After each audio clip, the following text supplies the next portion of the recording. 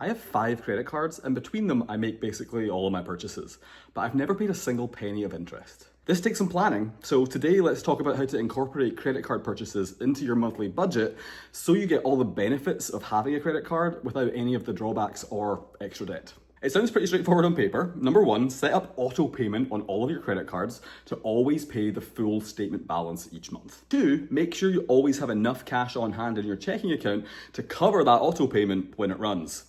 Difficulty level, actually kind of difficult if you don't have the right system.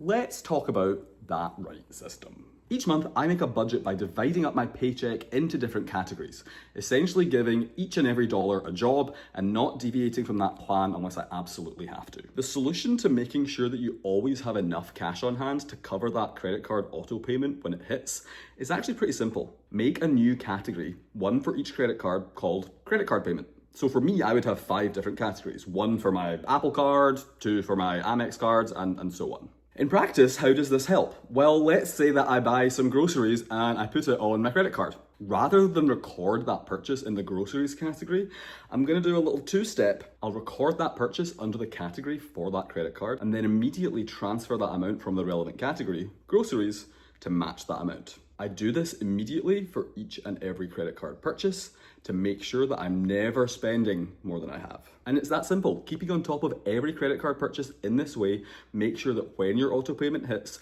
the exact perfect amount of money is sitting there ready to be pulled. You're never gonna pay another penny of interest. Now, certainly you need to live within your means. You can't be spending below zero in these categories that you've set aside money for. In terms of using your monthly budget structure to make sure that your credit cards always get paid, this is foolproof. You can literally do this with pen and paper, with a spreadsheet, whatever resources you have access to. This means you get all of the great benefits of credit cards, and there are lots of them.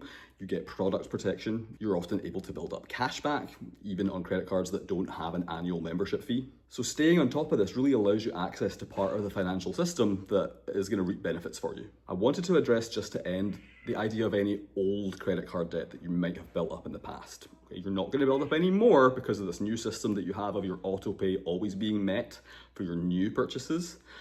For any old debt, I've got that debt repayment category. Okay, I have it all lumped in there. I need to make sure that stuff is pulling when it needs to meet those debt obligations. But I really think of that in my head as a separate entity, right? It's some money that I owe somebody. It might be a credit card, it might be student loan, might be a personal loan, something like that. Be paying off that old debt while using this system to make sure that you don't incur any new credit card debt. This, for me, when I started budgeting, was one of the most confusing things, figuring out how to make sense of credit card purchases. So if this has been helpful for you, please consider hitting like. And if you want to stick around and hear more budget tips, more money advice, consider hitting subscribe.